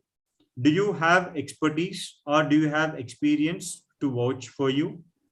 Or do you have the IT setup where you can manage servers? Gone those days where you can tell that I will go for Amazon server, where you can tell I will do cloud computing, I will do that, this, gone those days, because pharmacovigilance is a double-edged sword, multi-edged sword. If you are, because you have talked about PV, it's a multi-edged sword. It will decide the fate. Yes, there are people who tell outside that in pharmacovigilance, half of the job can be automated, the other half of the job can be done by doctor. Agreed. That's what Viva does. But everyone cannot become Viva. Everyone cannot become indigene. I'm not discouraging you. I'm telling you the absolute facts. Because to run a company, you need credibility. You need previous experience of running projects. You need to have people to work for you. And especially if it is a PV, if it is a CDM domain, you need to have servers, huge costly servers to maintain, because in that server you will, if you have two projects from two different companies, how will you ensure the data integrity? How will you ensure the data privacy? How will you ensure the data compliance? And IDPR, if you are not aware of it, IDPR is a very huge revolution which has happened in the information technology, especially for data privacy. Please think of these things. Please don't assume that I'm pointing straight away to you. It's a common message to across the people. I believe this video will be watched by other people as well. It's my strong request that life is not easy by just having 10-15 members. Let's run the company. No. There are n number of companies who have done this, n number of friends, my own friends who have done this and burnt fingers. Please don't get in. I'm as an innovator, as a startup, you can start, but IT is a world for you. Pharmacy, in pharma, clinical research, you cannot get into these things. Yes, if you are a scientist, where you can get into some kind of where you can prepare some herbs, grinding things, you can identify some new molecule. If that new molecule has got efficacy, pharma company will buy your company. But there are things outside. Yes, in before 2005, before 2006, before 2007, till 2010, there was one company called Cystic Biotech. There was one company called Small Industries, which used to work as affiliate companies of Novartis. Where are they now? Just go into the Google, type Cystic. It's not there. So likewise, my message here to you and everyone is that it's good to start your own. It's good to have your own projects, but pharmacovigilance, clinical data management are not a cup of tea, which you cannot do. Yes, there are people who will tell, I have a building of 5-6 floors where I can rent for BAB units. You can try that. Where I can say, I have a group of doctors, I have a group of friends who are into MBBS, who are into MDS. Yes, they can enroll them as investigators. If you have a premises of 5 to 6 floors, if you have a very big hall of 25,000 SFT, please try it out. I might be joking. I might be a little bit on the pulling on side, but these are hard, real facts. We have faced it. Not in the sense we have tried, but we have seen people who have faced it and who have burnt really bad. So then, depending on that, you can take your call in this. Medical writing is one arena. Yes, you can try. I will believe Manoj will definitely nod. Medical writing is one arena which you can try if you have got, if you are a product, if you know some product managers in pharma companies. But still, gone those era where we have agencies, where small agencies used to work and give us medical writing, give us flyers, give us newsletters, give us launch plan, all these things. Still, all these companies have merged, and it's either Indigene, or it's either Zero Pharma, or it is Cactus. Only these three companies are doing a medical writing exorbitantly. Yes, there are small agencies run up by 2, 3, 4 people, ex-Novartisians, ex-Novo Nordisk people are running it. But by and large, these are the people who run it in this case. I believe I spoke enough. Absolutely. DP, you want to add something? Yeah, just to add, people who want to start their own pharmacovigilance companies, or idea is good, but I'll just to tell you, there is, when I started my career in PV way down in 2010, we used to charge in IQVIA $250 per case. Okay, just imagine. And now, in the current situation, the Accentures, the Cognizants, they can process one case in $7. So just understand. Just understand how much is the breakdown in the cost. This is the reason why Jawahar was stressing on the regulatory obligations and the IT requirements, service and all, as well as the reason behind this is because of the boom in pharmacovigilance. Every Tom, Dick and Harry have entered into pharmacovigilance, and you don't have any space to enter now. That's the reason. So if at all you're interested, join a industry which provides pharmacovigilance, understand end-to-end of pharmacovigilance, then you think whether you can start out. But not to scare you, but as of now, if you want to enter the pharmacovigilance as an entrepreneur, it is totally different ball game, where you, even if you want to take some projects and serve for free, nobody is there to give you the projects. Yeah. Because the regulatory obligations and there is huge fines if you miss out on any case. If you miss out on compliance, if you miss out on timelines or quality compliance, there is huge fines, because of which not even a single pharma company take chance for any small players. So always think of all this, and then first of all, if you enter the domain, you will understand whether you can do a company or you can start a company out of it. First, join a company, enter the pharmacovigilance field, work for 2-3 years, understand end-to-end of it, then you decide. Till then, please don't think of opening your own pharmacovigilance organization, which is totally not possible to gain even a penny out of it in the current situation. And one small thing which I would like to add, on the other side, one success story I can tell from Novartis. I would not like to take the names, and I can take the name of the companies. From Novartis, 5 people from pharmacovigilance with 17 plus to 30 years of experience working in PV domain have floated a company by name Viji MedSafe in Hyderabad. It went successfully because of their contacts, because as I said, they were with 15 years of experience in the field. They know some clients, they could get the projects. They could run only for 4 years. Viji MedSafe is the name of the company. It is now acquired by PPD for a whopping amount of 15 million. 15 for a whopping amount of 15 million. That's only creamy layer. That's only one success story which I can remember, which I can see, that yes, you can be successful. But on the other end, Sristic was a clear-cut example of a failure, which have tried to enter into the PV domain with their contacts in industries, with their contacts in pharma organizations, but wahan pe dal nahi gala.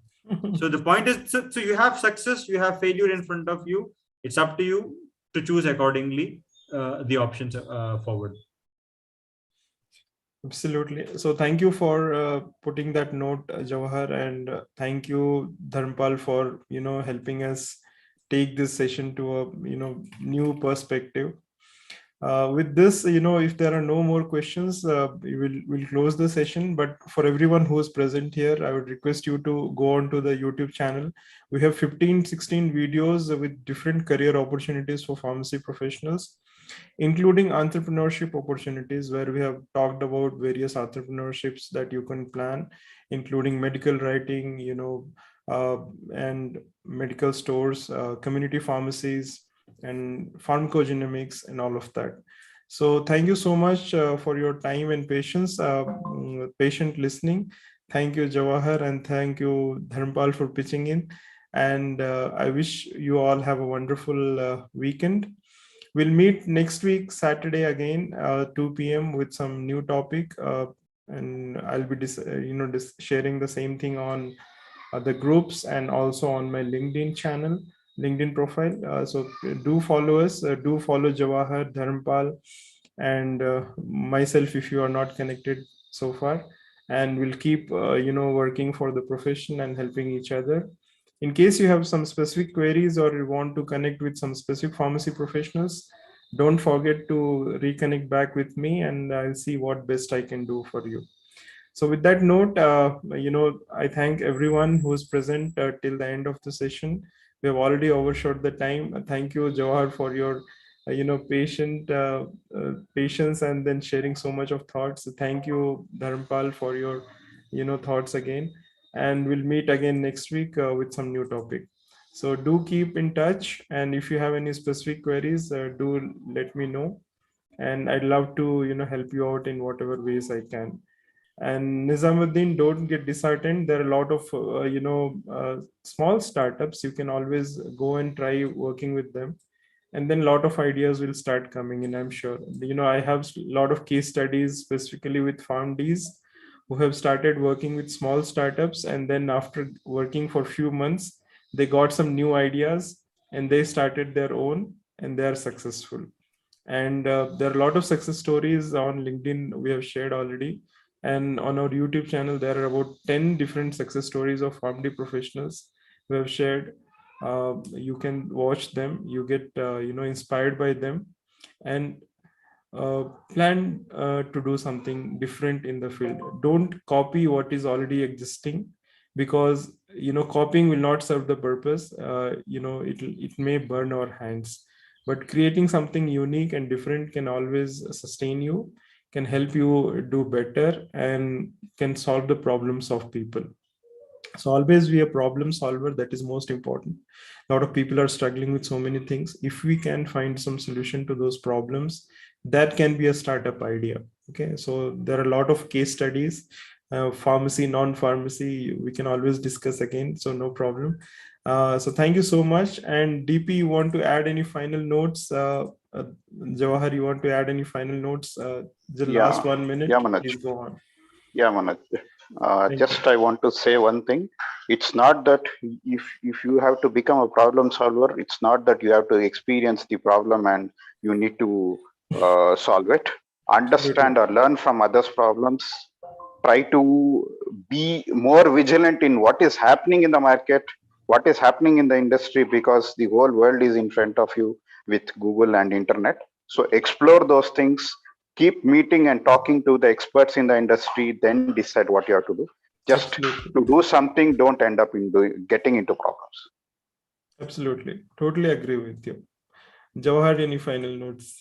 Thanks a lot, Manoj, for this opportunity. I believe I can reckon that 15 years ago, I used to teach. I have stopped teaching, I've stopped teaching to the pharmacy graduates. That was around 2000, 2004 arena. So thanks for bringing back those memories that I can speak. Now I can appreciate myself that, yes, I can speak for some time, apart from our regular office meetings. Or absolutely. But this is and something like... we still understand that you are a good teacher. Thanks, Thanks, Manoj. Thanks, all participants, and have you all a wonderful life, and so that your aspirations, your dreams, your fortunes are being successful. And at the end of the day, we're all there to support you at any point of time. But please don't ask that, sir, can I get a job in your company? That's a different thing, because that is a different ball game altogether. We can try for interviews, we can try for recommending, but we cannot get, none of us, not me, neither Manoj, not Dharmapal, cannot guarantee you a job. Let's be very clear. Let me not give the rosy picture here. We can refer, we can make you tell that these are the companies where interviews are going on. We can recommend, but we cannot guarantee you. So this is how it is being there. The world is so cruel out there. So please be practical and think accordingly. Thanks a lot, Manoj. Totally agree with you, Jawahar. Thank you so much for being with me. And thank you all the participants. Thank you so much. Do stay connected. And if you have any specific queries, do not hesitate to reach out. At least we'll try to solve the query. For jobs, don't worry. You'll definitely get a job. We'll always connect and we'll see how we can plan. And Sadia, your last question, there is a PV session which was done by Dharmpal, We have discussed all about the job opportunities, skills, and the companies which offer. And I also keep posting a lot of opportunities in my groups. So do follow them. And we'll meet next week again with some new topic. Yeah. Manoj, one point. I believe in future, maybe we can conduct one session for sales and marketing for the inside sales part. We'll plan that. Definitely. That we can do. I'm open to that. Yes, we'll plan that. I'll reach out to you and we'll plan it. So thank you again, everyone. And I wish you all a wonderful weekend, and we'll meet next week at 2 p.m. Thank you so much. And I wish you have. Thanks, Manoj. You're doing you, great. Thank you so much. You're doing great work in the pharma domain. Thank you so keep much. Continuing. At least we can shoulder Manoj for some point of time. Yeah, definitely. Please. Yes. Most welcome. Thank you so much. And we'll meet next week. Thank you, guys. I'm just closing